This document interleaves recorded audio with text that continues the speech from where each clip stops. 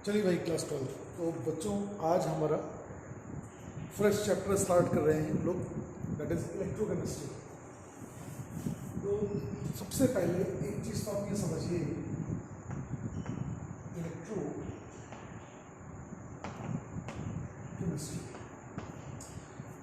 मतलब ये इतना ज़्यादा इम्पॉर्टेंट चैप्टर है बेटा, इतना ज़्यादा इम्पॉर्टेंट चैप्टर है कि इसके सवाल तो आने ही आने। जैसे मैंने आपसे बोला ना कि केमिकल काइनेटिक्स क्वेश्चंस मिलने होते हैं, सोल्यूशन क्वेश्चंस आते ही हैं एवरी ईयर। बोर्ड के क्वेश्चंस का लेवल बहुत इजी होगा, बोर्ड का क्वेश्चन लेवल बहुत इजी होगा। मैं बार बार आपसे बोल रहा हूँ, बोर्ड का क्वेश्चन लेवल बहुत आसान है। अब अगर इलेक्ट्रोकेमिस्ट्री की बात करें, अभी अगर हम लोग पिछले लास्ट 2-3 सालों का पेपर अगर देखें जेईई मेंस और एडवांस का, तो इलेक्ट्रोकेमिस्ट्री के जो क्वेश्चंस आए हैं वो कंपैरेटिवली ईजियर आए। अगर हम लोग आज से 8-10 साल पहले की बात करें, उस टाइम लेवल बहुत अच्छा होता था, लेकिन इस बीच में तो देख रहा हूँ लेवल डाउन ही हो रहा है। हाँ, वो अफसोस की बात है, वो बड़े दुख की बात है कि बच्चे उसको भी नहीं कर पाते हैं। तो लेवल जैसा भी हो, इसको मैं अपनी फुल लेंथ से पढ़ाऊँगा। आप इतना तो समझ ही चुके हो कि खरे सर एक एक टॉपिक को खूब कस के अंदर मतलब कुरेद के पढ़ाते हैं, मतलब भर के आपको कॉन्सेप्ट दिया है, सब कुछ सिखाया है। अब आते हैं फिजिकल केमिस्ट्री का, आप कह सकते हैं आपके क्लास 12 के हिसाब से लास्ट चैप्टर है फिजिकल केमिस्ट्री का, और इसमें कई चैप्टर्स का इंट्रोडक्शन मिलेगा, कई चैप्टर्स का रिडॉक्स का यूज़ हुआ है, आपके आयनिक इक्विलिब्रियम का यूज़ हुआ है, आपको मिलेगा ये सब चीज़ें, ठीक है। तो अब आइए समझते हैं इलेक्ट्रोकेमिस्ट्री यहाँ है क्या है इलेक्ट्रोकेमिस्ट्री। सबसे पहली बात बताइए, केमिस्ट्री कौन सी ब्रांच है? Physical chemistry. इलेक्ट्रोकेमिस्ट्री किस ब्रांच के अंडर में आता है? फिजिकल केमिस्ट्री के अंडर में आता है। तो पहली चीज़ तो रखिए, फिजिकल केमिस्ट्री में जो केमिस्ट्री का मतलब होता है वो मतलब होता है केमिकल रिएक्शन। फिजिकल केमिस्ट्री में जो केमिस्ट्री का मतलब है वो सिंपल सा मतलब है केमिकल रिएक्शन। अब बात आती है यहाँ पे इलेक्ट्रो का मतलब क्या है। कुछ लोग कहते हैं इलेक्ट्रॉन, तो इलेक्ट्रॉन से कोई मतलब नहीं है। इलेक्ट्रो का मतलब होता है इलेक्ट्रिक करंट, इलेक्ट्रिसिटी, यानी केमिकल रिएक्शन में इलेक्ट्रिसिटी का जो भी इफेक्ट होगा, जो भी मेजर हम लोग करेंगे इलेक्ट्रिक करंट के बारे में इस वक्त केमिकल रिएक्शन में, इन सारी स्टडीज को हम लोग बोलते हैं इलेक्ट्रोकेमिस्ट्री। अब तुम्हारे दिमाग में आया कि सर केमिकल रिएक्शन और इलेक्ट्रिक करंट इनका क्या मतलब? समझो, इलेक्ट्रिकल करंट को क्या मैं इलेक्ट्रिकल एनर्जी बोल सकता हूँ। अगर आप कोई करंट पास कर रहे हैं, किसी रिएक्शन को अगर आप करंट पास कर रहे हैं, मतलब उसको आप इनडायरेक्टली इलेक्ट्रिकल एनर्जी सप्लाई कर रहे हैं। शॉर्ट में अगर कहा जाए उसको आप लोग क्या सप्लाई कर रहे हैं? इलेक्ट्रिकल एनर्जी उसको आप सप्लाई कर रहे हैं। तो अब आप कहेंगे सर केमिकल रिएक्शन का मतलब क्या है? जो भी रिएक्शन होगी केमिकल रिएक्शन अगर हो रही है तो उससे भी कुछ ना कुछ एनर्जी हमको मिली होगी, जिसको हम लोग बोलेंगे केमिकल एनर्जी। यानी केमिकल रिएक्शन की जो एनर्जी है उसको बोल दिया केमिकल एनर्जी, इलेक्ट्रिक करंट की एनर्जी है उसको बोल दिया इलेक्ट्रिकल एनर्जी। यानी अब आप थोड़ा दिमाग लगाना शुरू करिए, कुछ ऐसा कॉन्सेप्ट बनेगा कि इलेक्ट्रिकल एनर्जी कन्वर्ट होगी केमिकल एनर्जी में। इस चैप्टर में क्या होना है? 2 ही काम होने हैं। इस पूरे चैप्टर में केवल 2 काम होने, या तो इलेक्ट्रिकल एनर्जी का कन्वर्जन होगा केमिकल एनर्जी में, या दूसरा केमिकल एनर्जी का कन्वर्जन होगा इलेक्ट्रिकल एनर्जी में।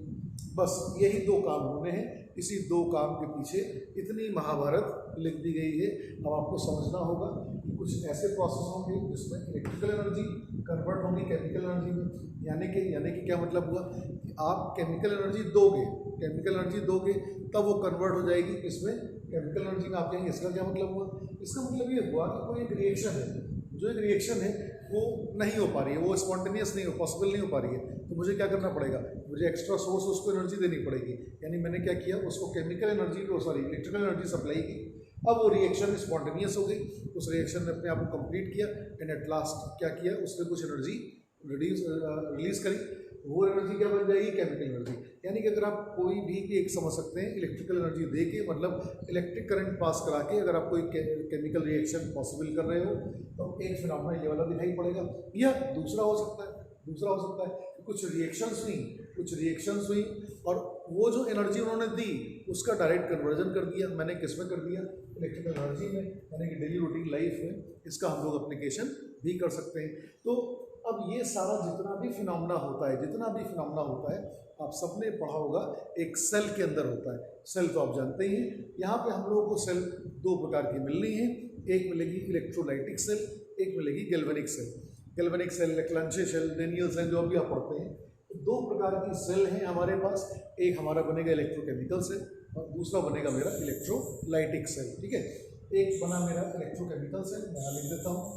पूरे चैप्टर में केवल बेटा यही चीज़ें चलनी है, इलेक्ट्रो केमिकल सेल, और दूसरा मेरा बन जाता है इलेक्ट्रोलाइटिक सेल, इलेक्ट्रोलाइटिक सेल जो भी आप बोलना चाहें, ये दोनों हैं। अब धीरे धीरे करके जब आगे बढ़ाएंगे इन चीज़ों को, तो आप ये देखते हैं कि ये होता है नॉन स्पॉन्टेनियस। हमेशा याद रखिएगा जो इलेक्ट्रोलाइटिक सेल होती है वो होती है नॉन स्पॉन्टेनियस। अभी मैं सब आऊँगा अंदर इस टॉपिक के, अभी तो फर्स्ट इंट्रोडक्शन दे रहा हूँ। आप कहेंगे सर नॉन स्पॉन्टेनियस का मतलब क्या है? मतलब ये है कि कोई एक इलेक्ट्रोलाइट है, कोई एक इलेक्ट्रोलाइट है, एक पॉजिटिव भी नेगेटिव, ये अपने आयंस में ब्रेक नहीं कर रहा है, या अपने आयंस में ब्रेक नहीं कर रहा है, ये रिएक्शन नहीं हो रही है, अपने आप से नहीं हो रही है, तो आपने क्या काम किया, इसको इलेक्ट्रिक करंट दे दिया, इसको इलेक्ट्रिक करंट दे दिया और तब ये रिएक्शन अपने आप कंप्लीट हो गई। इसका मतलब ये हुआ कि इलेक्ट्रोलाइटिक सेल में हमेशा एनर्जी सप्लाई करनी पड़ती है in the form of electric current. तो ये प्रोसेस क्या हो गया मेरा नॉन स्पॉन्टेनियस, क्योंकि आपने इसको इलेक्ट्रिकल एनर्जी खुद सप्लाई की है। सोर्स, जब तक तुम इलेक्ट्रिक करंट सप्लाई करते रहोगे तब तक रिएक्शन चलती रहेगी। जैसे आपने इलेक्ट्रिक करंट पास करना बंद किया, रिएक्शन ने भी अपना काम करना बंद कर दिया। यानी प्योरली ये होता है इलेक्ट्रोलाइटिक सेल क्या is an example of non spontaneous reaction. और पढ़ चुके हो कि नॉन स्पॉन्टेनियस प्रोसेस का जो डेल्टा जी होता है वो ग्रेटर देन 0 होता है, मतलब वैल्यू किसमें आती है, पॉजिटिव में आती है। अगर आपको याद हो सोल्यूशन में भी मैंने थोड़ा बहुत बताया था थर्मोडायनेमिक्स का कॉन्सेप्ट कि ऐसे प्रोसेस जिसमें डेल्टा जी की वैल्यू नेगेटिव होती है वही प्रोसेस होते हैं स्पॉन्टेनियस, और ऐसे प्रोसेस जिसमें डेल्टा जी की वैल्यू पॉजिटिव हो जाती है वो प्रोसेस होते हैं नॉन स्पॉन्टेनियस। क्योंकि यहाँ पे इलेक्ट्रिकल एनर्जी हमको देनी पड़ रही है, बराबर देनी पड़ेगी, इसलिए डेल्टा जी क्या रहेगा, पॉजिटिव। हाँ, इसमें क्या होता है इलेक्ट्रोकेमिकल सेल में क्या है, इसका जस्ट रिवर्स होता है। इसमें इनडायरेक्ट रिडॉक्स रिएक्शन होती है, अपने आप में रिएक्शन होती है और ये प्रोसेस अपने आप कंप्लीट होता है और ये स्पॉन्टेनियस प्रोसेस माना जाता है। और इसका डेल्टा जी जो होता है वो लेस देन 0 हो जाता है, मतलब नेगेटिव हो जाता है। जो पॉइंट्स मैंने ये दो बोल दिए हैं, ये दोनों पॉइंट्स आपके कॉम्पिटिटिव एग्जाम में आ चुके हैं। ये दोनों पॉइंट्स आपके कॉम्पिटिटिव एग्जाम में आ चुके हैं। वो बात दूसरी भी आप कह रहे होंगे सर ये क्या मतलब है इसका, कैसे क्या आप समझा रहे हैं, तो अभी तो आपको वेट करना पड़ेगा। मैं जस्ट केवल आपको भी इंट्रोडक्शन दे रहा हूँ, अभी तो चैप्टर के अंदर मुझको आने दीजिए। आज पहला वीडियो है, सेकंड लेक्चर में चैप्टर फुल लेंथ पे आ चुका होगा। हालांकि आज ही आपको इसका कॉन्सेप्ट काफ़ी हद तक समझ में आना शुरू हो जाएंगे कि क्या खेल है इसका। तो अब आप ये समझ सकते हैं व्हाट इज़ द इलेक्ट्रोकेमिस्ट्री। ये इलेक्ट्रोकेमिस्ट्री है क्या, तो आप कहेंगे ब्रांच है फिजिकल केमिस्ट्री की। ठीक, ये ब्रांच है फिजिकल केमिस्ट्री की, जिसमें क्या होता है, जिसमें इलेक्ट्रिकल एनर्जी का केमिकल एनर्जी में कन्वर्जन या वाइस वर्सा केमिकल एनर्जी का इलेक्ट्रिकल एनर्जी में कन्वर्जन, इन दोनों का एक दूसरे में इंटर कन्वर्जन की पढ़ाई होती है, स्टडी होती है। इस ब्रांच को हम लोग बोलते हैं इलेक्ट्रोकेमिस्ट्री। हाँ, एक चीज़ और इसमें पढ़ेंगे हम लोग, that is the conductance of the solution में कंडक्टेंस कैसे होता है इलेक्ट्रिसिटी का, इसके बारे में भी हमको इसी चैप्टर में पढ़ना है। तो फर्स्ट ऑफ ऑल आप थोड़ा सा एक पॉइंट लिखिए जरा, लिखिए branch of physical chemistry. First point लिखिए branch of physical chemistry, branch of physical chemistry which deals with the branch of physical chemistry which deals with the branch of physical chemistry which deals with the conversion of electrical energy, which deals with the conversion of electrical energy into chemical energy, which deals with the conversion of electrical energy into chemical energy, and chemical energy into electrical energy, and chemical energy into electrical energy, and chemical energy into electrical energy is known as electrochemistry, is known as electrochemistry, is known as electrochemistry, is known as electrochemistry. देखिए electrochemistry also deals electrochemistry also deals electrochemistry also deals with the electrochemistry also deals with the electrochemistry also deals with the conductance of the solution with the conductance of the solution with the conductance of the solution chapter start हो चुका है। मैं आपको फिर बोल रहा हूँ बेटा कंपैरिजन जरूर करिए, कंपैरिजन जरूर करिए। जितना भी मैं आपको पढ़ाता जा रहा हूँ, चाहे वो सोल्यूशन हो, चाहे वो आपका केमिकल काइनेटिक्स हो, चाहे वो इलेक्ट्रोकेमिस्ट्री हो, ये प्योरली फिजिकल केमिस्ट्री है। और आप हमेशा, मैं तो कहूँगा कि आप अपने सराउंडिंग में जितने भी स्टूडेंट्स जो ब्रांड ज्वाइन करके बैठे हैं, उन सबसे ज़रा थोड़ा सा फैमिलियर भी रहिए और उसको पता करते रहिए कौन कितने पानी में है, तो अपने आप को much much much much better condition में पाओगे। और फिर बोल रहा हूँ, कई बार बोला है बेटा, ऑर्गेनिक केमिस्ट्री नेक्स्ट मंथ से शुरू हो रही है। ऑर्गेनिक केमिस्ट्री का टाइम आ गया, इस जुलाई के एंड में इलेक्ट्रोकेमिस्ट्री में ख़त्म कर दूँगा, क्योंकि नेक्स्ट वीक में आपको इसके वीडियोस काफ़ी मिल जाएंगे। नेक्स्ट वीक में इसके वीडियोस आपको काफ़ी मिलेंगे, तो आपको टेंशन नहीं लेना है। इस मंथ में ये चैप्टर मेरा कंप्लीट हो जाएगा। टुडे इज़ 12, आज 12 तारीख है, तो आप मान चलिए मेरे पास 18-19 दिन है। इसमें चैप्टर मेरा ईजिली बाइंड अप करूँगा। अगस्त से मैं ऑर्गेनिक केमिस्ट्री शुरू करने चल रहा हूँ, तो कोशिश करिए जो बच्चे नए हैं, हालांकि घबराने की जरूरत नहीं, मैं तो from the beginning he start करूँगा, लेकिन एक दो चीज़ें मैं नहीं पढ़ाऊँगा ऑर्गेनिक में, इसलिए आप लोग उसको अपने आप से पढ़ना शुरू कर दीजिए, क्योंकि नेक्स्ट मंथ से ही मामला टर्न होने चल रहा है। मोस्ट इंटरेस्टिंग ब्रांच शुरू होने जा रही है। तो आइसोमेरिज्म वाला पार्ट तो मैं अब 11th का नहीं पढ़ाऊँगा, 12th में आइसोमेरिज्म का पार्ट में, और IUPAC का पार्ट ये मैं नहीं पढ़ाऊँगा। तुम खुश हो रहे होगे सोच के कि चलो अच्छा हुआ बच गए, खुश मत हो गए, दुखी वाला विषय है, क्योंकि आइसोमेरिज्म तुम्हारा बैंड बजा देगी। जिस बच्चे ने ऑप्टिकल, ज्योमेट्रिकल, कन्फर्मेशनल, टॉटोमेरिज्म ये 4 ये इन आइसोमेरिज्म पे कमांड किया हुआ है, उनको तो बड़ा मजा आने वाला है, उनको तो बहुत मजा आने वाला है।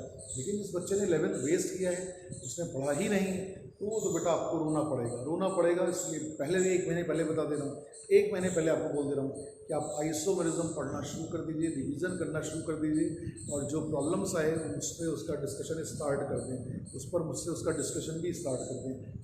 आप पूछोगे, मैं बता दूंगा, इतनी हेल्प कर सकता हूँ। लेकिन अगर आप ये एक्स्ट्रा डिमांड लेके चल रहे हो कि नहीं खरे सर मुझे पूरा फिर से आइसोमेरिज्म पढ़ाएं, नो बेटा, इट इज़ नॉट पॉसिबल। क्योंकि क्लास 12 ऑर्गेनिक केमिस्ट्री इटसेल्फ खुद एक बहुत बड़ी ब्रांच है, सबसे बड़ा सिलेबस हमारा ऑर्गेनिक का है, और 4-5 महीने मुझे चाहिए इसको पूरा कंप्लीट धुआंधार तरीके से ख़त्म करने के लिए। तो कुछ चीज़ें तो आपको करनी पड़ेंगी जो मैंने 11 में पढ़ा दी, तो आप थोड़ा सा प्रैक्टिस कर डालिए, और होपफुली ऑफलाइन शुरू हो जाएगा इस मंथ में। तो मैं संडे भी रहूँगा इंस्टीट्यूट में, तो आप मुझसे मतलब फेस टू फेस भी आप बातें कर सकते हैं आइसोमेरिज्म पे, वो सारी मैं आपकी हेल्प करूँगा। अब आइए वापस इलेक्ट्रोकेमिस्ट्री में। तो ये हमको समझ में आ गया इलेक्ट्रोकेमिस्ट्री में है क्या, केवल 2 काम है। या तो मैंने इलेक्ट्रिकल एनर्जी को दिया है, उससे मुझे केमिकल एनर्जी मिली है, या क्या मतलब हुआ इलेक्ट्रिकल एनर्जी देने का, हमने इलेक्ट्रिक करंट पास की है, तब कोई रिएक्शन हुई है, और रिएक्शन के एंड पॉइंट पे कुछ एनर्जी हमको मिली है, उसको मैंने बोला केमिकल एनर्जी। भाई एनर्जी तो आप ना तो प्रोड्यूस कर सकते हैं ना डिस्ट्रॉय कर सकते हैं, बट आप फॉर्म चेंज कर रहे हो, तो आपने फॉर्म चेंज कर दिए, जस्ट केवल इलेक्ट्रिकल एनर्जी दे के उसको आपने चेंज कर दिया, मॉडिफाइड कर दिया केमिकल एनर्जी के रूप में। या उल्टा कर सकते हो, कोई रिएक्शन हुई होगी, केमिकल एनर्जी उससे प्रोड्यूस हुई, उसी को आपने डायरेक्ट कन्वर्ट कर दिया किसमें, इलेक्ट्रिकल एनर्जी में। तो एनर्जी कंजर्वेशन यहाँ पे चल रहा है केवल, तो फॉर्म्स मॉडिफाइड हो रहे हैं। बेसिकली हम लोग 2 फॉर्म से डील कर रहे हैं, एक इलेक्ट्रिकल एनर्जी मतलब इलेक्ट्रिक करंट, बार बार बोल रहा हूँ, इस टर्म को ध्यान में रखो, आगे आने वाले सवालों में मैं इस टर्म को हटा दूंगा, तो आपको दिमाग लगाना पड़ेगा। इलेक्ट्रिकल एनर्जी का मतलब क्या है, केवल और केवल इलेक्ट्रिक करंट। केमिकल एनर्जी का मतलब क्या है, केवल और केवल chemical reaction. Chemical energy is the reaction which obtain from the chemical reaction. Electrical energy का मतलब क्या है, एनर्जी है जो आपने इलेक्ट्रिक करंट देकर पास की और उसको मैग्नीट्यूड दिया है। तो अब बात आते हैं कि चलिए चैप्टर को स्टार्ट करते हैं। तो सबसे पहले यहाँ पे इलेक्ट्रोलाइट से स्टार्ट करते हैं। सबसे पहले व्हाट आर इलेक्ट्रोलाइट्स, एक करके स्टार्ट करते हैं। What are electrolytes. तो बेटा इलेक्ट्रोलाइट्स क्या होते हैं, क्लास 10 से पढ़ते आ रहे हो, 11 तो बहुत डीप में आपने आयनिक में डिस्कशन किया हुआ है। इलेक्ट्रोलाइट्स वो सब्सटेंसेज हैं जो अपोजिट चार्ज आयन से कंपोज होते हैं। इलेक्ट्रोलाइट्स वो सब्सटेंसेज हैं जो अपोजिट चार्ज आयन से कंपोज होते हैं, मतलब जिनके फॉर्मेशन में दो अपोजिट चार्ज आयन होंगे, पॉजिटिव होगा नेगेटिव होगा, उनको बोलते हैं इलेक्ट्रोलाइट्स। अब ये इलेक्ट्रोलाइट्स फॉर एग्जांपल जैसे मैंने कहा ए पॉजिटिव है नेगेटिव, NaCl जानते हो, Na positive Cl minus, KCl है, A positive Cl minus, what ever. तो इलेक्ट्रोलाइट्स क्या है, अपने ऐसे सब्सटेंसेज हैं जिसमें दो अपोजिट चार्ज आयन्स कंपोज होते हैं, और ये अपने एक्वस सोल्यूशन में अगर तुम वाटर मिला दो, एक्वस सोल्यूशन डाल दो, तो ये अपने अपोजिट चार्ज आयन्स में आयनाइज हो जाता है, ये अपने अपोजिट चार्ज आयन्स में आयनाइज हो जाता है। ठीक, तो इलेक्ट्रोलाइट्स क्या है, ये आयंस का सोर्स होते हैं अपने एक्वस सोल्यूशन में, और ये आयंस क्या करते हैं, इलेक्ट्रिसिटी का कंडक्शन करते हैं, इसलिए इनको हम लोग क्या बोलते हैं, इलेक्ट्रोलाइट्स। ठीक है, तो जल्दी से 2-3 लाइनें केवल लिखनी है आपको, फटाफट नोट ज़रूर बनाइएगा, नोट ज़रूर बनाइएगा। मैं बार बार बोल रहा हूँ, मेरे नोट्स अगर आपने अच्छे से बनाए हुए हैं तो आपको कभी डिफीट नहीं मिलने वाली, गारंटी, मैं गारंटी दे रहा हूँ आपको। तो हेडिंग दीजिए इलेक्ट्रोलाइट्स, हेडिंग दीजिए इलेक्ट्रोलाइट्स। देखिए, the substances which are composed of, the substances which are composed of, the substances which are composed of by two oppositely charge ions, the substances which are composed of, the substances which are composed of by two oppositely charged ions, the substances which are composed of by two oppositely charged ions, or give oppositely charged ions in its aqueous solution, or give oppositely charged ions in its aqueous solution, or give oppositely charged ions in its aqueous solution, or in molten state, and conduct the electricity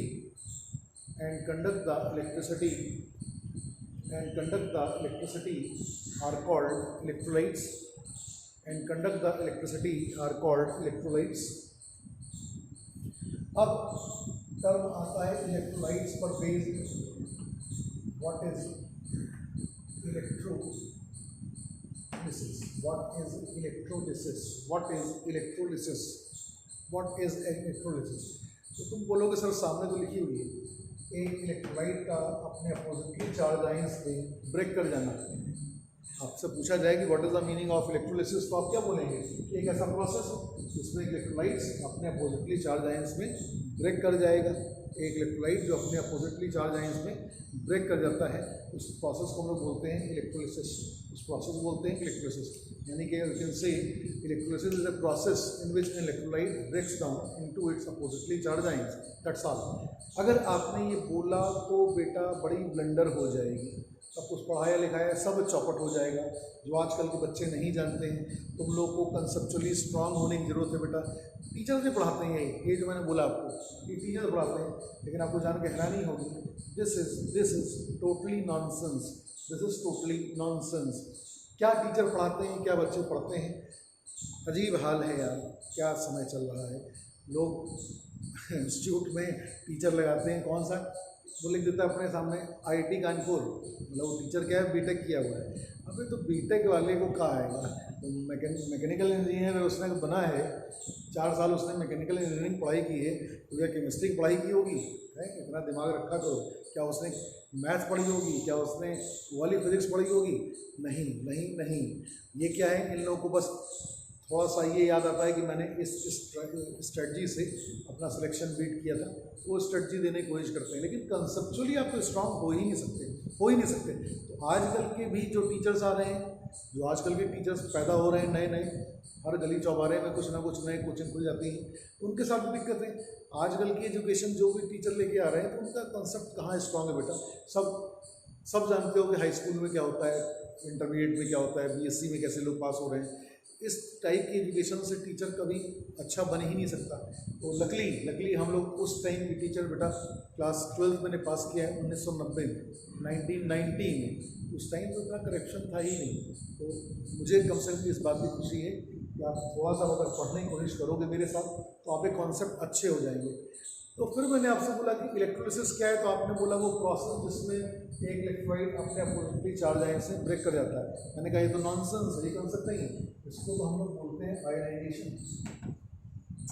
इसको तो हम लोग बोलते हैं ionization, simply बोलते हैं ionization. तो आप कहेंगे अच्छा कोई बात नहीं सर, इलेक्ट्रोलिसिस और आयनाइजेशन तो हम लोग सेम मान लेते हैं। क्यों सेम मान लेते हैं? कभी सेम नहीं होगा। इलेक्ट्रोलिसिस एक अलग प्रोसेस है, आयनाइजेशन एक अलग प्रोसेस है। आयनाइजेशन का सिंपल सा मीनिंग होता है इलेक्ट्रोलाइट का अपने आयन से ब्रेक कर जाना, दैट्स ऑल। एक इलेक्ट्रोलाइट अपने अपोजिटली चार्ज आयन से ब्रेक कर गया, इस प्रोसेस को हम लोग बोलते हैं आयनाइजेशन। इलेक्ट्रोलिसिस नहीं बोलेंगे। अब तुम कहोगे सर इलेक्ट्रोलिसिस क्यों नहीं बोलेंगे इलेक्ट्रोलिसिस? आओ बताते हैं। इलेक्ट्रोलिसिस अगर तुम इसको लिखना चाहते हो, अगर आपने इसको एक्वस मीडियम किया है और यहाँ पर मैं छोटा सा लिख दे रहा हूँ इलेक्ट्रोलिसिस। तो इलेक्ट्रोलिसिस का मतलब ये हुआ कि यहाँ पे पहला काम आपने इसको प्रोवाइड किया है, इलेक्ट्रिसिटी। पहली चीज इलेक्ट्रिसिटी कराकर आपने पास की है, आपने इलेक्ट्रिसिटी पास की। अच्छे सुनना मेरी बात, वरना रह जाओगे घन चक्कर। पहला काम इलेक्ट्रिसिटी अगर आप करा रहे हैं तो क्या कर रहे हैं, इलेक्ट्रोलाइट के सोल्यूशन को आपने प्रोवाइड कराया है इलेक्ट्रिक करंट, आपने इलेक्ट्रिसिटी दी। फिर बोलोगे सर यही तो होगा, अरे तो सुनो तो मेरी बात दल्ला, अभी तो ये बनेंगे, बिल्कुल बनेंगे। लेकिन इलेक्ट्रोलिसिस जब कंप्लीट होती है कोई आयंस आपको मिलेगा ही नहीं। आफ्टर इलेक्ट्रोलिसिस कोई आयंस आपको नहीं मिलेगी। ये आयंस का क्या हो जाता है, ऑक्सीडेशन और रिडक्शन। ये आयंस क्या हो जाते हैं, रिडॉक्स रिएक्शन में पार्टिसिपेट कर लेते हैं। इलेक्ट्रोलिसिस में हमेशा रिडॉक्स रिएक्शन होती है। Redox reaction occurs. अब रिडॉक्स रिएक्शन अकर्स से मतलब कोई इलेक्ट्रॉन देगा और कोई इलेक्ट्रॉन लेगा। अब इलेक्ट्रॉन कौन देगा, तुम बोलोगे कटायन ने इसे इलेक्ट्रॉन दिया होगा, तुम गधे हो एक नंबर के। इसने तो इलेक्ट्रॉन इसको टूटने पाया है।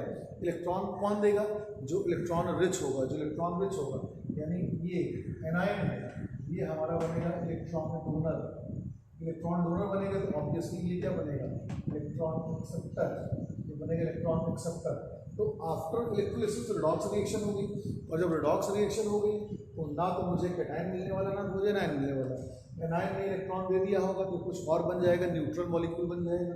तो कैटायन इलेक्ट्रॉन ले लिया है तो ये भी कोई न्यूट्रल एटम वगैरह बन जाएगा।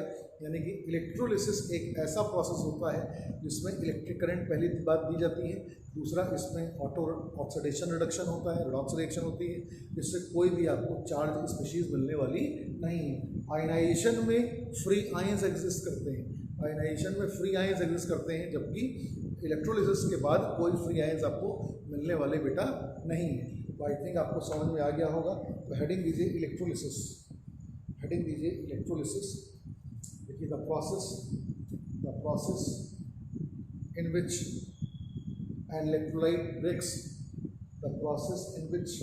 an electrolyte breaks into its oppositely charged ions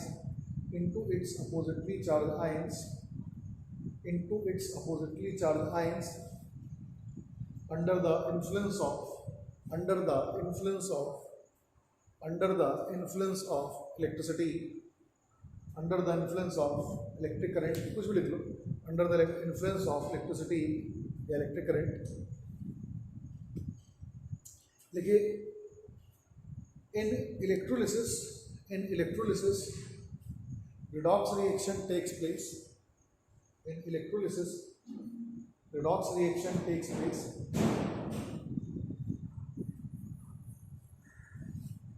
ठीक है भाई। अब बात ये आती है कि इलेक्ट्रोलिसिस तो आपने नोट कर ही लिया होगा, अब बात आती है कि इलेक्ट्रोलिसिस कहाँ होगी। अब बात पूछी जाए कि इलेक्ट्रोलिसिस कहाँ होगी, तो ऐसा तो है नहीं कि हमने हाथ में नमक डाला, थोड़ा सा 1-2 चम्मच पानी डाला, बिजली का तार लिया और लगा दिया, तो वो भी इलेक्ट्रोलिसिस करेगा। हमारे भी इलेक्ट्रोलिसिस होगी, पूरी बॉडी हमारी नाचेगी इलेक्ट्रिक करंट के पास प्रेजेंस में। ऐसा तो है नहीं। तो इसका मतलब क्या है, हमें कुछ ना कुछ कंटेनर चाहिए होगा, कुछ ना कुछ कंटेनर तो अवश्य चाहिए होगा। उस कंटेनर को हम लोग क्या बोलते हैं, सेल। यानी कि सेल क्या है, वो एक कंटेनर है जिसमें इलेक्ट्रोलिसिस कराई जाती है। तो नेक्स्ट हेडिंग दो सेल, या ऐसा लिख लो, सेल हेडिंग दोगे।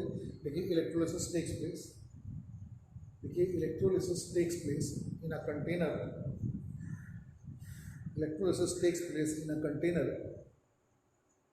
which is known as, बहुत गर्मी है, which is known as, मत लिखना बहुत गर्मी है, which is known as cell, and a cell is of following two types. And a cell is of following two types. First is electrochemical cell. इसी को आप लोग Leclanche cell, Daniell cell जो बोलना चाहें. And the second one is electrolytic. Second heading is electrolytic cell. Cell is of following two types. First लिखिए electrochemical cell and the second one is electrolytic cell.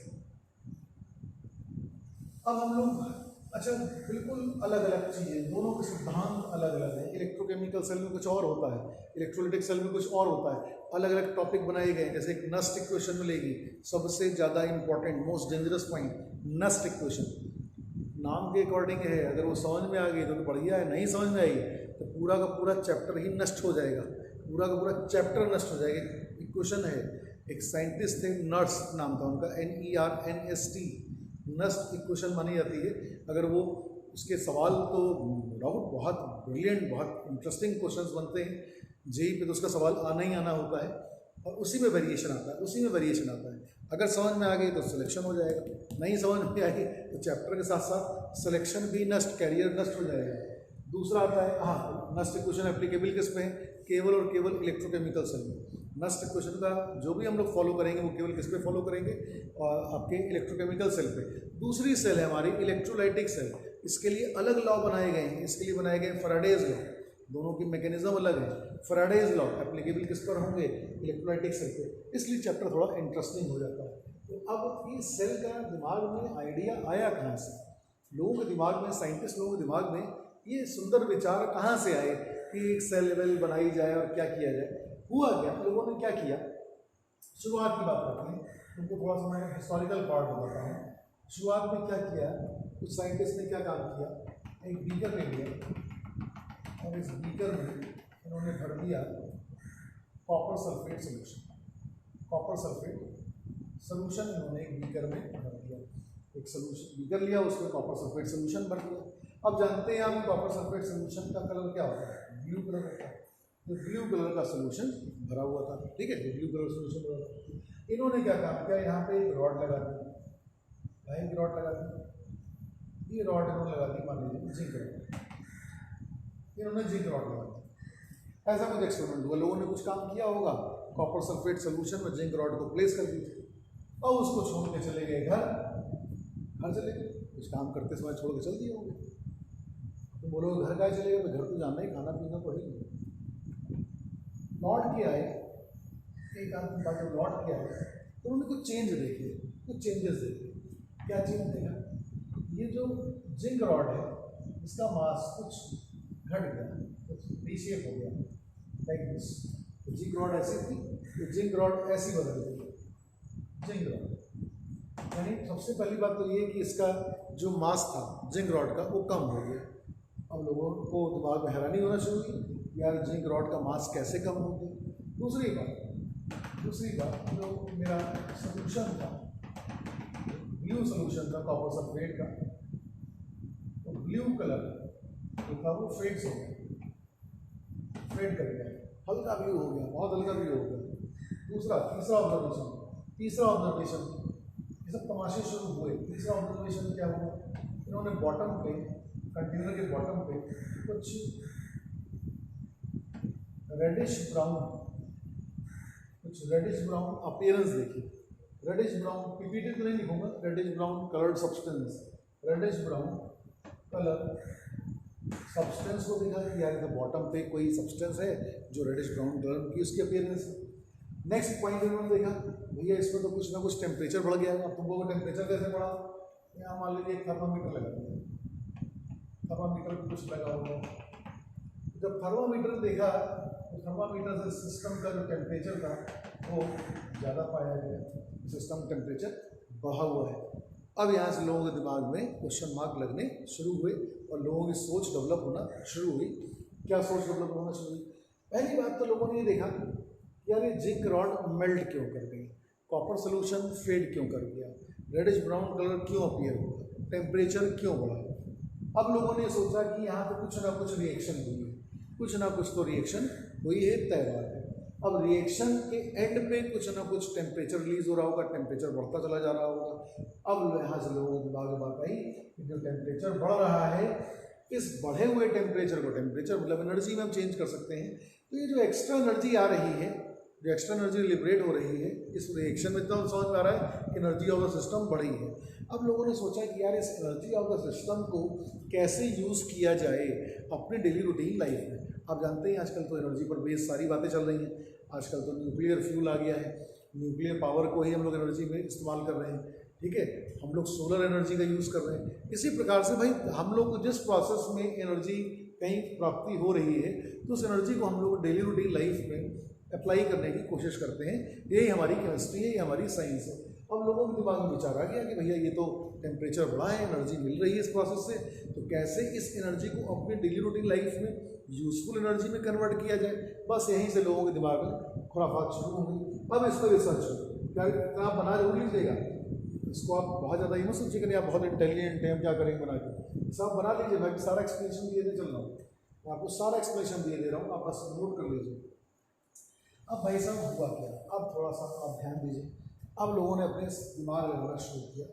लोगों को ये मालूम था कि जिंक जो है काफ़ी रिएक्टिव मेटल है, तुमको ही मालूम है कि जिंक जो है काफ़ी रिएक्टिव मेटल है। बट नेचुरल है कि जिंक ने क्या किया होगा, 2 इलेक्ट्रॉनों का लॉस किया होगा और बनाया होगा जिंक आयंस। यहाँ पे क्या हुआ, जिंक रॉड से, ये जिंक कहाँ से आया, फ्रॉम रॉड। ये जो जिंक रॉड है, इसके जो जिंक के एटम्स थे वो ऑक्सीडाइज हो रहे हैं, मतलब ये ऑक्सीडेशन कर रहा है, ये ऑक्सीडेशन कर रहा है और इलेक्ट्रॉन यूज करके बना रहा है जिंक आयंस। और ये जो जिंक आयंस सोल्यूशन के अंदर आ गए होंगे, जिंक आयंस सोल्यूशन के अंदर आ रहे होंगे, यानी इसमें से जिंक एटम धीरे धीरे कम होते जा रहे हैं और किसमें कन्वर्ट होते जा रहे हैं, zinc ions. Zinc atom convert होते जा रहे हैं इसमें जिंक आयंस। कुल मिला के जिंक रॉड का मास कम हो गई होगा।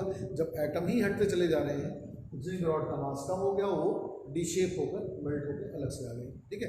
तो ये एक्सप्लेनेशन मिल गया कि जिंक रॉड का मास क्यों चेंज हुआ, क्योंकि जिंक एटम ऑक्सीडाइज हो रहे हैं। जिंक एटम हटते जाएंगे रॉड से तो ऑटोमेटिकली उस रॉड का मास डिक्रीज करेगा। दूसरी चीज़ क्या हुई कि भाई ब्लू कलर कहाँ से आ गया। इन्होंने कहा कि जो कॉपर सल्फेट था, यहाँ पर कॉपर सल्फेट था, बट नेचुरली उसमें क्या प्रेजेंट है, कॉपर आयंस। कॉपर सल्फेट में क्या प्रेजेंट होगा, कॉपर आयंस और सल्फेट आयंस।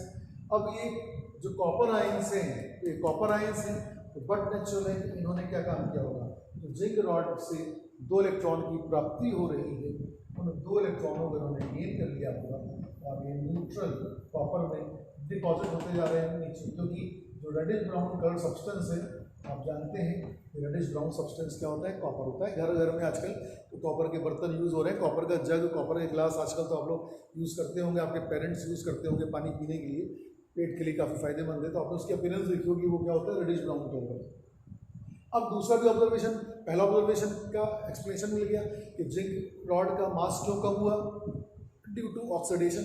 ऑक्सीडेशन से क्या होता है, जिंक मेटल एटम जो है वो जिंक आयन कन्वर्ट होते जाते हैं। जब एटम का नंबर कम होता जा रहा है तो ऑब्वियसली उसका शेप या उसका मास कम होगा। दूसरा एक्सप्लेनेशन भी उनको मिल गया, दूसरा ऑब्जर्वेशन का भी एक्सप्लेनेशन मिल गया।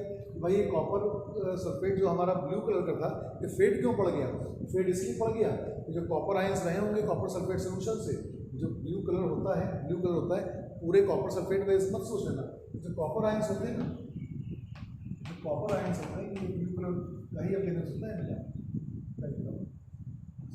ब्लू कलर का अपीयरेंस होता है। अब जब कॉपर आयंस कम होते जाएंगे तो ब्लू कलर अपने आप ही फेड पड़ता जाएगा, कम होता जाएगा। तो कॉपर आयंस क्यों कम हुए, तो जो इलेक्ट्रॉन्स की प्राप्ति हुई है वो इलेक्ट्रॉन को गेन करेंगे, मतलब रिडक्शन शो करेंगे, और ये यहाँ पर रिडक्शन रिएक्शन होगी। ये समझ में आ गया कि जो कॉपर आयंस का जो ब्लू कलर फेड कर गया वो ड्यू टू रिडक्शन कर गया। इतनी भाषा में आ गया। तो अब इन्होंने क्या किया, नेट रिएक्शन बनाई। नेट रिएक्शन बना के किया, जिंक ने 2 इलेक्ट्रॉन लूज किया, बनाया जिंक आयंस, और जो हमारे कॉपर आयंस थे इन्होंने ये 2 इलेक्ट्रॉन गेन कर लिया और बना दिया कॉपर। इनको जोड़ा जाड़ी करके लिखा गया, तो नेट रिएक्शन आ गई, zinc plus copper ions give copper plus zinc. और आप देख सकते हो कि पूरी परफेक्ट रिडॉक्स रिएक्शन है। क्यों, जिंक से जिंक आयन बन रहा है, यानी ये ऑक्सीडेशन हो गया। कॉपर आयन से कॉपर बन रहा है, यानी ये रिडक्शन हो गया। यानी कि इस प्रोसेस में ऑक्सीडेशन और रिडक्शन दोनों ही इन्वॉल्व हैं, इसलिए इसको हम लोग क्या बोलते हैं, रिडॉक्स रिएक्शन। इसको क्या बोलते हैं, रिडॉक्स रिएक्शन। आई थिंक आपको इतनी बात समझ में आ गई होगी। ठीक, तो अब ये समझ में आ गया, सारा एक्सप्लेनेशन आ गया। और इस प्रोसेस के लास्ट में कुछ एनर्जी लिबरेट हुई है, जिससे टेम्परेचर सिस्टम का बढ़ गया होगा। अब यहाँ से लोगों ने दिमाग लगाया कि यार कुल मिलाकर या हीट जो रिलीज हो रही है वो इस केमिकल रिएक्शन की वजह से हो रही है। यहाँ पे जो हीट लिबरेट हो रही है, टेम्परेचर बढ़ रहा है, यानी जो हमको एनर्जी की प्राप्ति हो रही है वो किसकी वजह से हो रही है, after the completion of this reaction. अब लोगों ने कहा भैया ये तो इस रिएक्शन में जो इलेक्ट्रॉन्स एक दूसरे को ट्रांसफ़र हो रहे हैं, क्यों ना हम ऐसा करें कि इन इलेक्ट्रॉन को हम कंडक्टिंग वायर के थ्रू पास करें। अगर मैं यहाँ पर सिस्टम में कुछ कंडक्टिंग वायर डाल सकूँ जिसके थ्रू इलेक्ट्रॉन्स का फ्लो हो पाए, तो बट नेचुरली फिर तो हमको बेटा इलेक्ट्रिसिटी मिल ही जाएगी, क्योंकि आप देखते हैं वायरों से तारों से सारी बिजली का आदान प्रदान पूरे संसार भर में हो रहा है। तो अब यहाँ से खेल शुरू होता है इलेक्ट्रोकेमिकल सेल का, यहाँ से खेल शुरू होता है इलेक्ट्रोकेमिकल सेल का। अब जैसे इलेक्ट्रोकेमिकल सेल है, इलेक्ट्रोकेमिकल सेल में क्या है, ये यही से इलेक्ट्रोकेमिकल सेल ही मान सकते हो। इसमें क्या हो रहा है, केमिकल रिएक्शन हो रही है। केमिकल रिएक्शन से क्या मिल रहा है, केमिकल एनर्जी मिल रही है, जिसको हमने किसमें ऑब्टेन कर दिया, इलेक्ट्रिकल एनर्जी में। अगर मैं इलेक्ट्रोकेमिकल सेल की बात कर रहा हूँ तो हमेशा याद रखिएगा ये जो केमिकल एनर्जी होती है, केमिकल रिएक्शन वाली एनर्जी होती है, ये डायरेक्ट कन्वर्ट हो जाती है किसमें कन्वर्ट हो जाती है, इलेक्ट्रिकल एनर्जी में ये खाली कन्वर्ट हो जाती है। और इस डिवाइस को, जिस डिवाइस में ये काम होगा, क्या काम होगा, केमिकल एनर्जी का डायरेक्ट कन्वर्जन होगा इलेक्ट्रिकल एनर्जी में। इसी को हम लोग बोलते हैं इलेक्ट्रोकेमिकल सेल, ECC, शॉर्ट में बोलेंगे इलेक्ट्रोकेमिकल सेल, ECC। तो समझ में आ गया होगा इलेक्ट्रोकेमिकल सेल क्या है। इलेक्ट्रोकेमिकल सेल एक लाइन की डेफिनेशन है कि ऐसी सेल है जिसमें केमिकल एनर्जी का कन्वर्जन हो जाता है इलेक्ट्रिकल एनर्जी में, उसको हम लोग बोलते हैं इलेक्ट्रोकेमिकल सेल। ठीक, अब ये बताओ, इसमें तो हमने कोई एनर्जी दी नहीं, इसको एनर्जी दी नहीं, तो इसका डेल्टा जी क्या होगा, लेस देन 0, मतलब नेगेटिव होगा। कोई प्रोसेस का स्पॉन्टेनियस, इसमें आपने कुछ किया, हमने कुछ किया ना, ये तो अपने आप ही हुआ है, ये पूरा प्रोसेस बेटा अपने आप हुआ है। इसका मतलब क्या है, स्पॉन्टेनियस प्रोसेस है। यानी स्पॉन्टेनियस प्रोसेस हमारे लाइफ में कुछ है नहीं कि हम कुछ करें। फिलहाल इतनी बात आपको समझ में आ जानी चाहिए। अब अगर मैं इसका उल्टा कर दूँ, अगर इलेक्ट्रिकल एनर्जी कन्वर्ट हो रही है केमिकल एनर्जी में, अगर इलेक्ट्रिकल एनर्जी कन्वर्ट हो रही है इलेक्ट्रिकल एनर्जी में, यानी इलेक्ट्रिकल एनर्जी आपने दी, कन्वर्ट कैसे हो जाएगा, अपने आप तो इलेक्ट्रिकल एनर्जी प्रोड्यूस नहीं हुई है, आपने इलेक्ट्रिसिटी पास की होगी, आपने इलेक्ट्रिकल एनर्जी दी है, तब उससे आपने केमिकल रिएक्शन कराई, मतलब केमिकल एनर्जी की आपको प्राप्ति हुई है। इसका मतलब उल्टा हो गया है इसका इलेक्ट्रोकेमिकल सेल का, तब उसको हम लोग बोलते हैं इलेक्ट्रोलाइटिक सेल।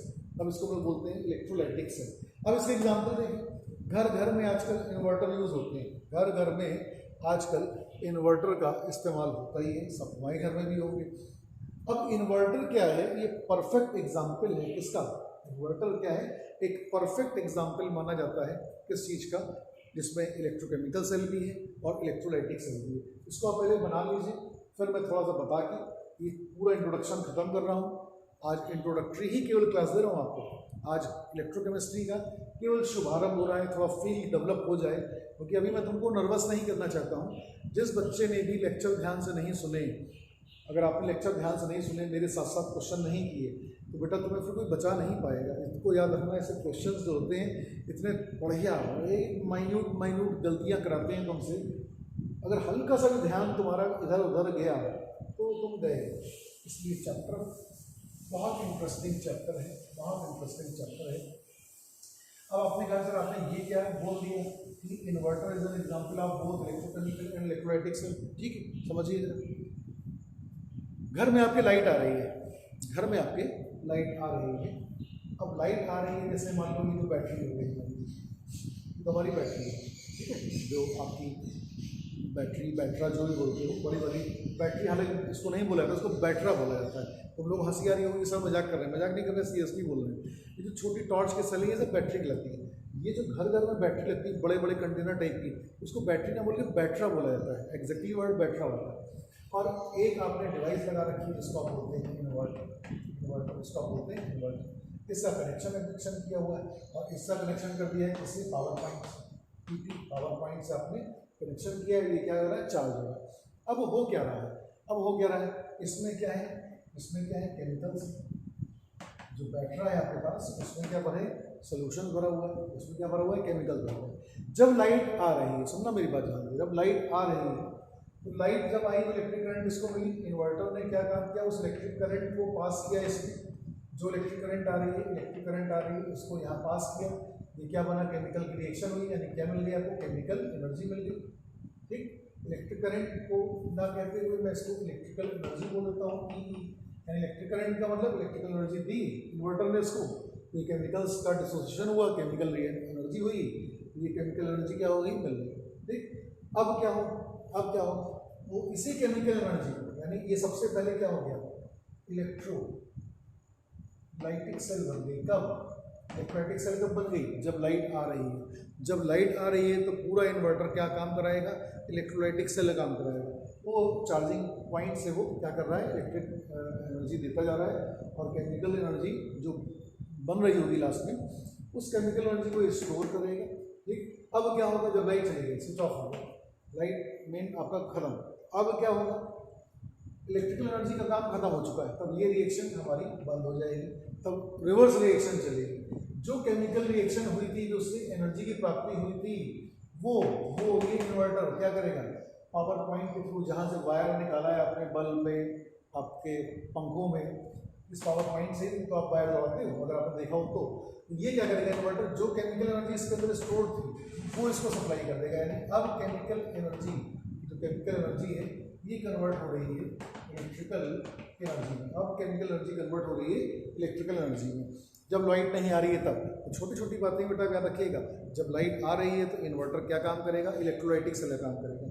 जब लाइट नहीं आ रही है तब किसका काम करेगा, इलेक्ट्रोकेमिकल सेल काम करेगा। और इलेक्ट्रोकेमिकल सेल काम आप समझ में आ चुका होगा आपके, कि अगर लाइट नहीं आ रही है तो हमने कोई रिएक्शन कराई, उस रिएक्शन से एनर्जी हमने बनाई, उस रिएक्शन से एनर्जी ऑब्टेन की, और उस एनर्जी को हमने यूजफुल वर्क में लगा दिया, तो मतलब इसको बोल सकते हैं इलेक्ट्रिकल एनर्जी। तो आपको समझाने के लिए बहुत अच्छे समझा दिया है कि दो टाइप के सेल हमारे पास में हैं, एक इलेक्ट्रोलाइटिक सेल और एक electrochemical cell.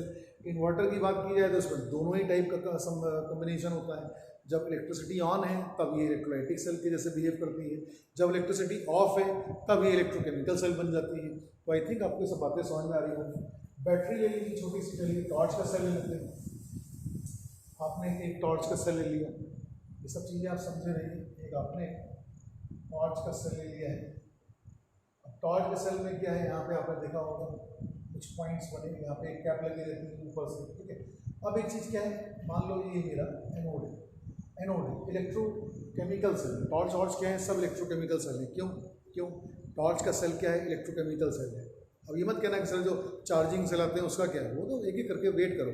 Normal cell plus क्या होता है, सिंपल सेल मतलब प्राइमरी सेल, मतलब जो एक बार ही आपको एनर्जी दे, दोबारा वो रिचार्ज ना हो पाए, that is a primary cell. Secondary cell होती है जो हमारी चार्जेबल सेल है, रिचार्जेबल सेल है, बार बार चार्ज कर करके आप इलेक्ट्रिसिटी ऑब्टेन कर सकते हैं, वो अलग बात है। अब अगर हमें नॉर्मल घड़ी में आपके सेल लगता है, आपके रिमोट में एक सेल लगता है, तो उसमें क्या है कि हमने दो पॉइंट्स लगे हैं। मान लीजिए एक बना दिया एनोड, एक बना दिया एनोड, और ये इलेक्ट्रोकेमिकल सेल की बात कर रहा हूँ, इलेक्ट्रोकेमिकल सेल की बात कर रहा हूँ। एनोड है और ये मेरा कैथोड है। तो अब इलेक्ट्रोकेमिकल सेल में आई थिंक जो मैं बोलने जा रहा हूँ तुम लोगों को एकदम से झटका लगने वाला है कि सर ने क्या बोल दिया। एनोड जो होता है वो नेगेटिव चार्ज होता है और जो कैथोड होता है वो पॉजिटिव चार्ज होता है। तुमको अगर सर क्या मजाक कर रहे हैं आप, अभी तक तो हम लोग पढ़ते आ रहे हैं कि कैथोड हमेशा नेगेटिव होता है, एनोड हमेशा पॉजिटिव होता है। तुमने जो पढ़ा है बेटा, अभी तुमने कहा ना तुम्हारा अल्प ज्ञान है, बहुत छोटी नॉलेज है।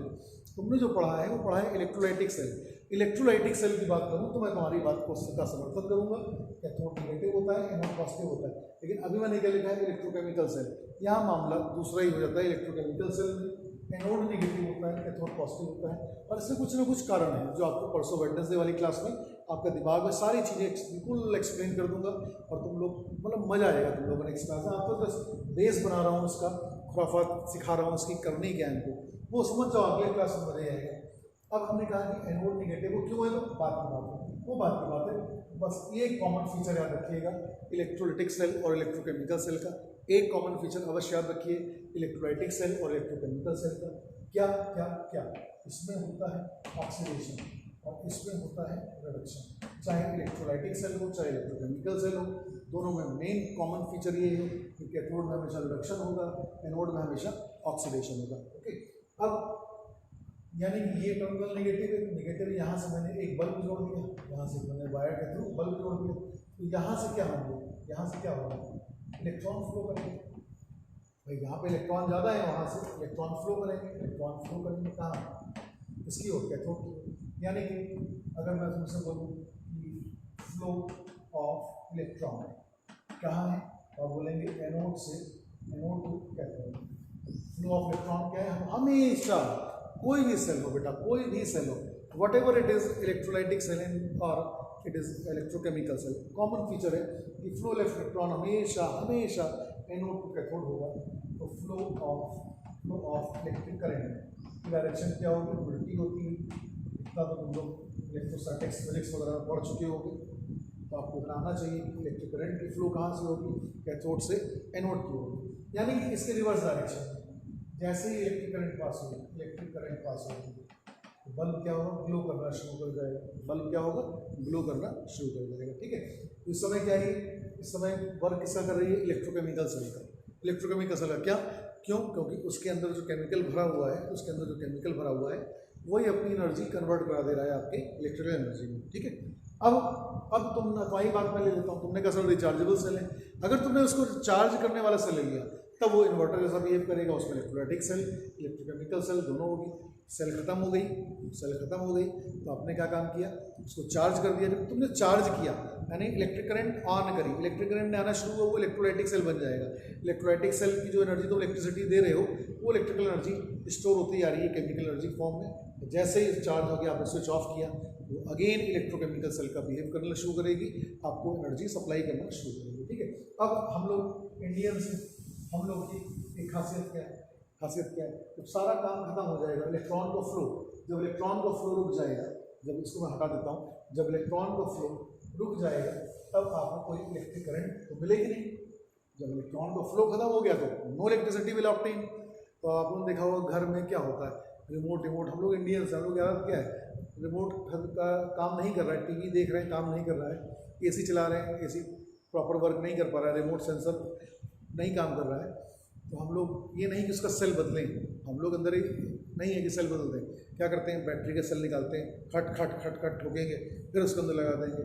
और कुछ लोग महान होते जाते हैं, उसको सूर्य देवता के पास छोड़ाते हैं, सूर्य देवता के पास छोड़ाते हैं मतलब धूप में रख देते हैं, यहाँ सेल कुछ काम करेगा, वो रख के फिर फिट करते हैं। थोड़ा बहुत ठोकने से क्या होता है, वो कुछ ना कुछ वर्क करना शुरू कर देता है। लेकिन ऐसा नहीं वो हमेशा करेगा, थोड़ी देर के लिए काम करेगा। क्यों करेगा, जो यहाँ दबे कुछ इलेक्ट्रॉन होंगे, ठोकने ठाकने से क्या होगा, वो इलेक्ट्रॉन का फ्लो थोड़ी देर के लिए शुरू हो जाएगा। जो भी उसके पास बचे कुछ इलेक्ट्रॉन, जो फंसे इलेक्ट्रॉन होंगे, आपने ठोका ठाकी की तो थोड़ी देर के लिए इलेक्ट्रॉन को मूवमेंट करने का टाइम मिल गया, वो इलेक्ट्रॉनों का फ्लो फिर कुछ देर के लिए होगा और उससे हमको इलेक्ट्रिक करंट मिल जाएगी। लेकिन आप लाख ठोकिए, अगर कोई इलेक्ट्रॉन काम नहीं कर रहा है, कोई इलेक्ट्रॉन का फ्लो नहीं कर रहा है, तो उसके ऊपर चढ़ बैठो, पत्थर से पूछ दो उसको, कोई इलेक्ट्रिक करंट आपको मिलने वाली नहीं है। ठीक है, तो आई थिंक आपको ये इंट्रोडक्शन है जो इलेक्ट्रोकेमिस्ट्री का, उम्मीद करता हूँ कि आपको पूरा समझ में आ गया होगा। ठीक, तो ये जो हमारा एक्सपेरिमेंट था जिंक वाला, इसमें आप कुछ पॉइंट्स लिख लीजिए, ऑब्जर्वेशन करके लिख लीजिए, ऑब्जर्वेशन एंड एक्सप्लेनेशन करके आप कुछ पॉइंट्स लिख लीजिए। सबसे पहला पॉइंट लिखिए, weight of zinc rod decreases.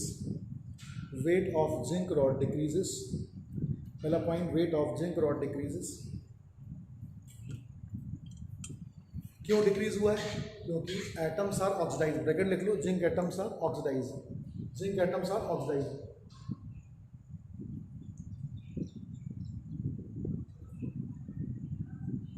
लिखो, जिंक एटम्स आर ऑक्सीडाइज, इसलिए उसका शेप भी चेंज हो गया है। ठीक है, जब एटम ही कम हो जाएंगे तो शेप चेंज हो जाएगा, मास लॉस हो जाएगा। दूसरा लिखो, blue colour of solution fades.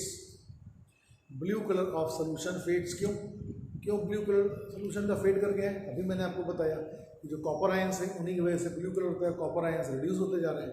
तो ब्रैकेट लिखना है due to the reduction of copper ions, bracket लिख लीजिए due to the reduction of copper ions.